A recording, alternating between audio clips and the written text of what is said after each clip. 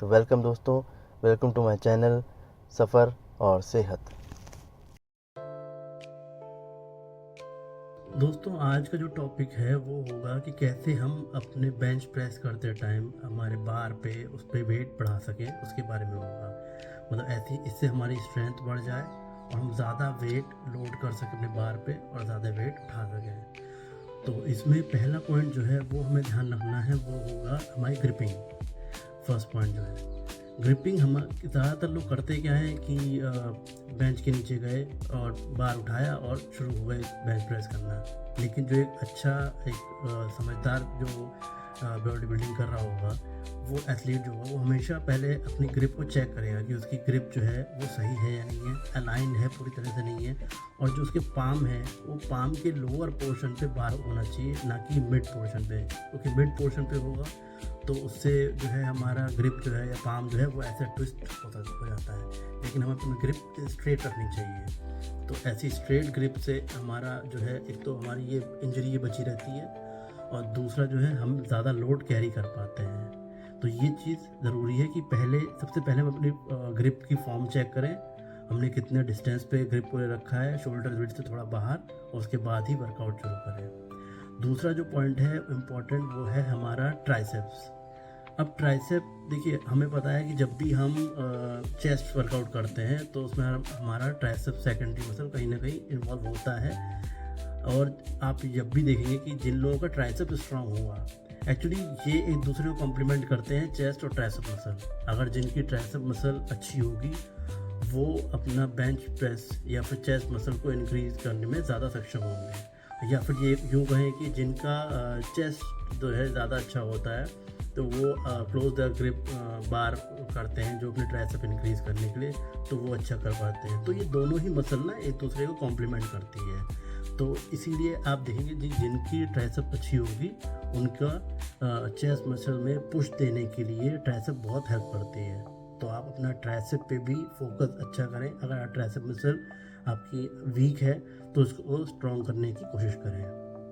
अब हमारा third point जो आता है वो आता है कि होल बॉडी को एंगेज करें बेंच प्रेस करते टाइम। जैसे हम कहते हैं कि हमारे 5 पॉइंट्स होते हैं, एक हमारा हेड लगा होना चाहिए, फिर हमारे जो है शोल्डर ब्लेड्स जो है वो पूरी तरह से लगे होने चाहिए, फिर हमारे दोनों जो फुट हैं वो फ्लोर पे बिल्कुल सही से होने चाहिए, फिर हमारा ग्लूट्स जो है वो बेंच पे सही से होना चाहिए। तो ये 5 पॉइंट्स जो हमारे जो टच होते हैं हमारे बॉडी के, और इस पूरे पॉइंट्स को हमको इंगेज करना है चेस्ट प्रेस जब हम बार को प्रेस करते हैं। तो ये हमारा फुल बॉडी से हम इंगेजमेंट लेंगे तो ही हमारा जो है हम वेट ज़्यादा बढ़ा सकते हैं, और वो हमारे हेल्प भी करेगा। पैर थोड़ा सा भी एडजस्टेबल नहीं है, अच्छा पैरों की पोजीशन भी ऐसी होनी चाहिए कि पैर आपके बहुत ज़्यादा फैले हुए ना हो, मतलब थोड़ा लीनियर पोजीशन में अंदर साइड में हो। तो वो एक तो आपको आर्क बनाने में बहुत बेनिफिट करेगा। जैसे कि आप जो है जो बैक आर्क बनता है, अब देखिए ओवर आर्क भी नहीं करना है, ठीक है।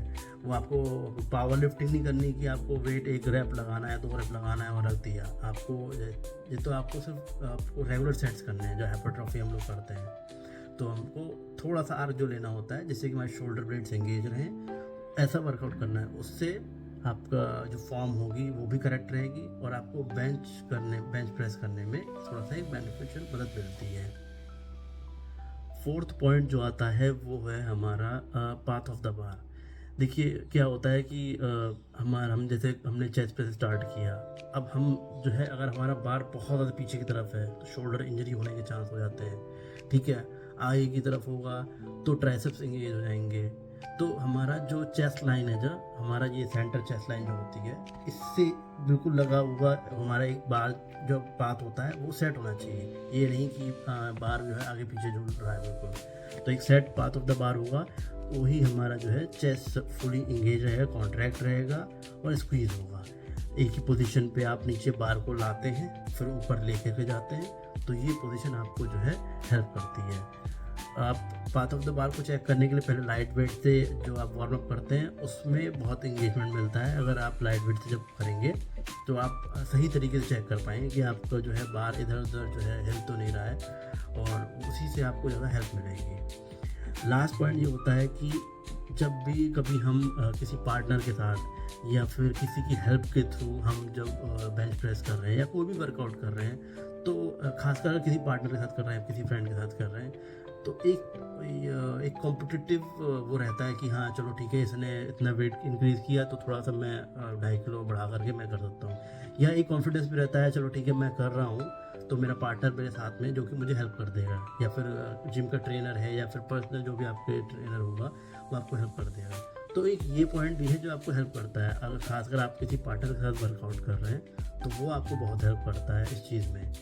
लिफ्टिंग में एक हेल्दी कंपटीशन रहता है इसलिए।